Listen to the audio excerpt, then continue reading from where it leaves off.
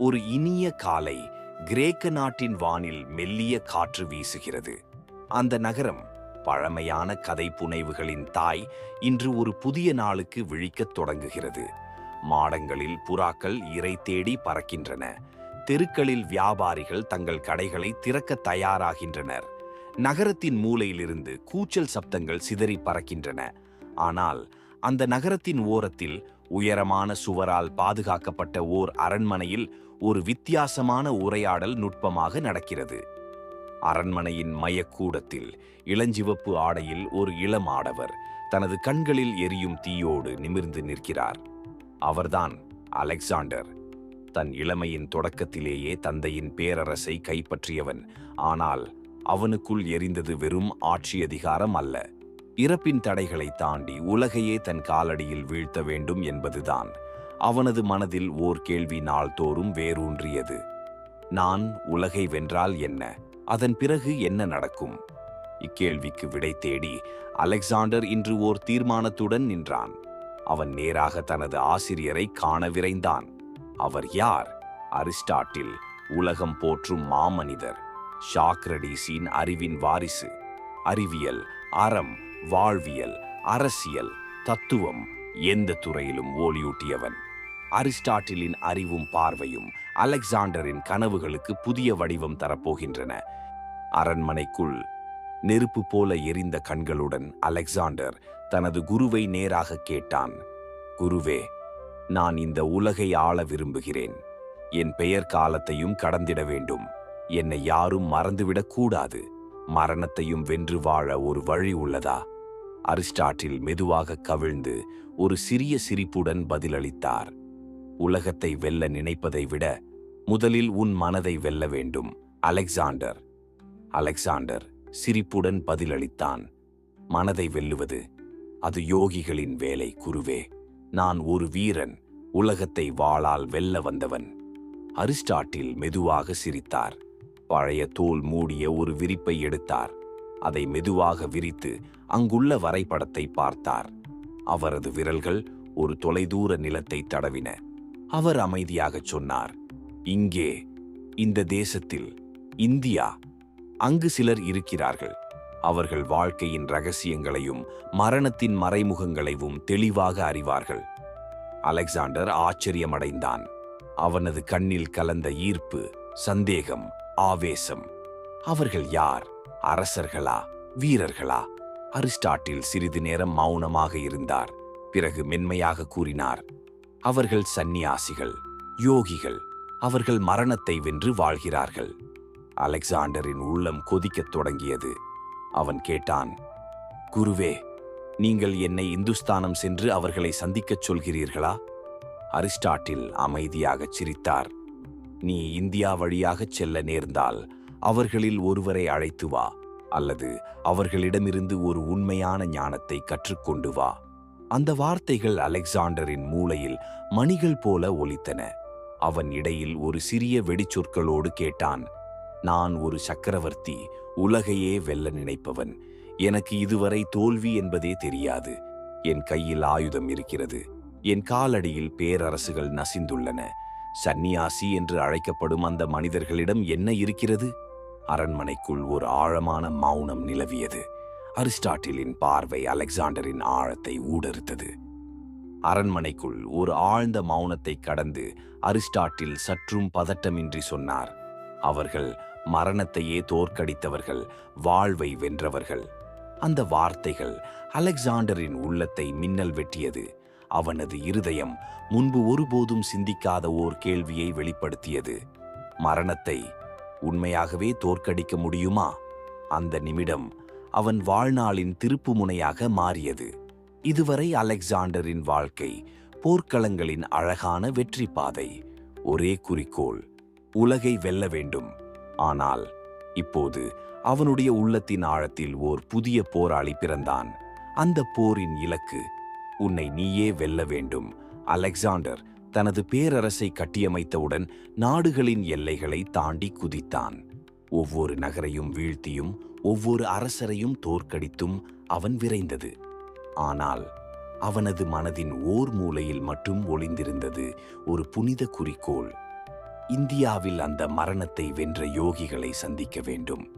அவன் புறப்பட்ட போது உலகம் அலறியது. அவன் உலகை வெல்ல வருகிறான் என்று அனைவரும் நம்பினர். ஆனால் யாரும் அறியாத ஒன்று இருந்தது. அவன் இந்த பூமியின் எல்லைகளை வெல்லப் போகவில்லை, தனது அகக்கோட்பாட்டின் எல்லைகளை வெல்லப் போகிறான். அரிஸ்டாட்டிலின் வார்த்தைகள் அவனது உள்ளத்தில் எரியும் தீப்பொறிகளை விதைத்தன. மரணத்தை வென்றவர்கள் இருக்கிறார்கள். அவர்களை அறிந்தால் நீ நித்தியமாய் ஆண்டு கொண்டே இருக்க முடியும். அந்த எண்ணத்தை அலெக்சாண்டர் மறக்கவே முடியவில்லை. காட்டின் ஒரு ஒடுங்கிய பாதை. வெயிலின் தாகம் நெஞ்சை தாக்குகிறது. அந்த பாதையில் சென்றால் ஒரு அமைதியான நதிக்கரையில் ஓர் நகரம் தெரிகிறது, ஏதென்ஸ். அன்று ஏதென்ஸ் நகரம் சற்றே மாறியது. மக்கள் கூட்டமாக ஓடுகிறார்கள். சந்தையில் வெறிச்சோடி இருக்கிறது. கையில் தண்ணீர், பூமாலை, பழங்கள் எடுத்துக்கொண்டு ஓடுகிறார்கள். ஏன்? ஏதோ ஒரு மந்திரம் போல. அவர்கள் ஓடும் நோக்கம் ஒரே ஒன்று, ஒரு மாமனிதனை பார்க்க. அந்த மனிதர் டயோஜென்ஸ். வீடாக ஒரு பழைய குப்பை தொட்டி. செல்வம் இல்லை. பரிகாசங்கள்? சிரிக்கிறார். மன்னர்கள்? பொருட்படுத்தவில்லை. உலகின் சட்டங்களை எச்சரிக்கையாக கேலி செய்கிறார். அவர் உயிரோடு ஒரு புரட்சி. அந்த நாள் சூரியன் தீவிரமாக பரவிய நிமிடம். டயோஜெனிஸ் தரையில் சாய்ந்து வெயிலின் மடியில் சூரிய கதிர்களை உணர்ந்து கொண்டிருந்தார். அவனது அருகில் ஒரு நாய் கூட அமைதியாக படுத்திருந்தது. அதே நேரத்தில் உலகை வெல்ல கிளம்பிய மன்னன் அலெக்சாண்டர் தி கிரேட் ஏதென்ஸ் நகரிற்குள் நுழைந்தார். அலெக்சாண்டரின் உள்ளத்தில் குழப்பம். ஏன் மக்கள் எல்லோரும் இந்த ஏழை மனிதனை பார்க்க விரைகிறார்கள்? நான் உலகின் பேரரசன். என்னிடம் செல்வமும் சக்தியும் இருக்கிறது. ஆனால் இவனிடம் என்ன இருக்கிறது? அந்த கேள்விக்கான பதிலை நேராக பெற அலெக்சாண்டர் டயோஜெனிஸ் ஐ சந்திக்கச் சென்றார். அலெக்சாண்டர் அருகில் நின்றார். அவன் அணிந்திருந்த பொலிவான கவசமும் பளபளக்கும் பட்டமும் சூரிய ஒளியை மறைத்தது. டியோஜென்ஸ் தலையெழுப்பி பார்ப்பதற்கே இல்லை. தனது சூரிய குளியலை தொடர்ந்தார். சற்று பொறுக்க முடியாமல் அலெக்சாண்டர் தன்னை அறிமுகப்படுத்தினார். நான் அலெக்சாண்டர், உலகின் பேரரசன்.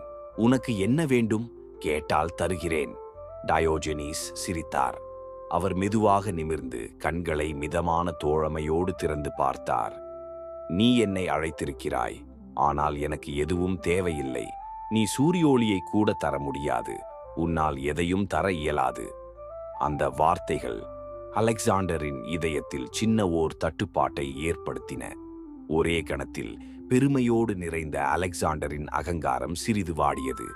அவன் மீண்டும் கேட்டான், நான் ஒரு சக்கரவர்த்தி, பல நாடுகளை வென்றவன்.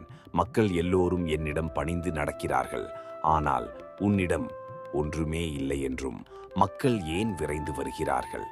டியோஜெனிஸ் சிரித்தார். அவன் வானத்தை பார்த்து சொன்னார், நீ செல்வத்தை கொண்டு மக்களை கட்டுப்படுத்துகிறாய். ஆனால் நான் தேவையற்றவற்றிலிருந்து விடுதலையை காண்கிறேன்.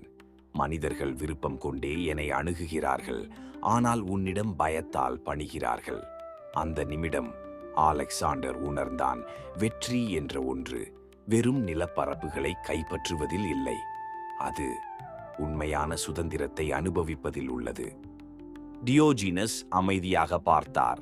அலெக்சாண்டர் கையில் பட்டத்தோடு நின்றிருந்தான். பெருமை, அதிகாரம், ஆணை அனைத்தும் கொண்டவன். ஆனால் அந்த நொடி டியோஜெனிஸ் சொன்னார், நீ உலகை வென்றவன் என்று நினைக்கிறாய். ஆனால் மக்கள் உன்னிடம் பயத்தில் தலை குனிகிறார்கள். நானோ சுதந்திரத்துடன் வாழ்கிறேன். அதனால்தான் மக்கள் என்னை விரும்புகிறார்கள். அந்த வார்த்தைகள் மண்ணில் பயணிக்கும் ஒரு மின்னல் போல் அலெக்சாண்டரின் உள்ளத்தை கடந்து சென்றது. அவன் சற்றே யோசித்தான். நான் போர் செய்து வெற்றி பெற்றவன். ஆனால் இவன் ஒன்றும் செய்யாமல் மனிதர்களின் இதயங்களை வென்றுவிட்டான். உண்மையில் வெற்றி எதில்தான் இருக்கிறது? அந்த நிமிடத்தில் அலெக்சாண்டரின் மனத்தில் ஓர் எண்ணம் கிளம்பியது. இவனிடம் மரணத்தை வெல்வது பற்றி கேட்கலாம். அவன்தான் நிச்சயமாக தெரிந்திருப்பான். அவன் விரைந்தான். அலெக்சாண்டர் கேட்டான், டியோஜெனஸ், மரணத்தை வெல்லும் வழியை எனக்கு கூறுங்கள். விரைவில் சொல்லுங்கள். எனக்கு இன்னும் பல நாடுகளை வெல்ல வேண்டும். என் பயணம் தொடர வேண்டும். டியோஜெனஸ் மெதுவாக சிரித்தார்.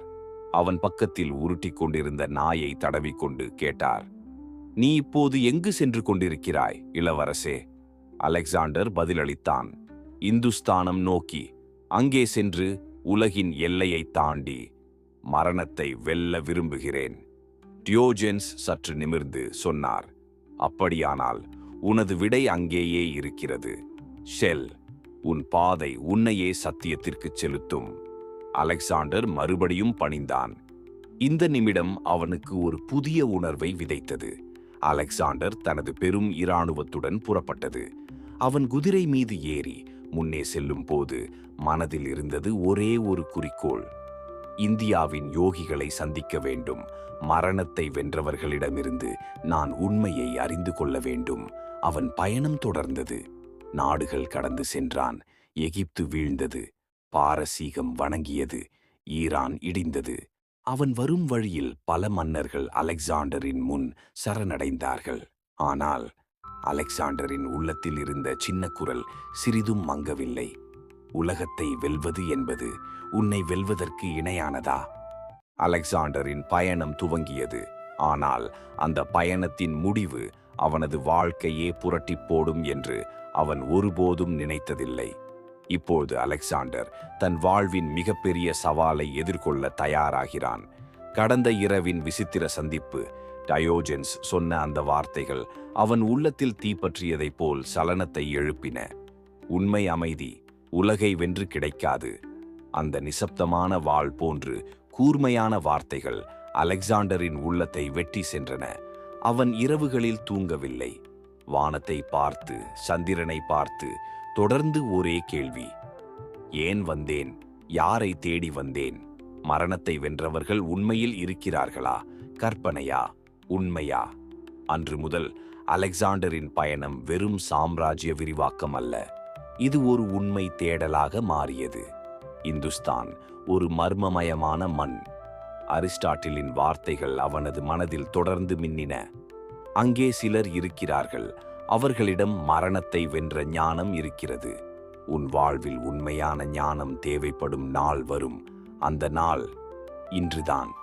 இந்த வார்த்தைகள் அலெக்சாண்டரின் உள்ளத்தில் பயங்கர ஈர்ப்பையும் ஆழ்ந்த வேதனையையும் தூண்டின.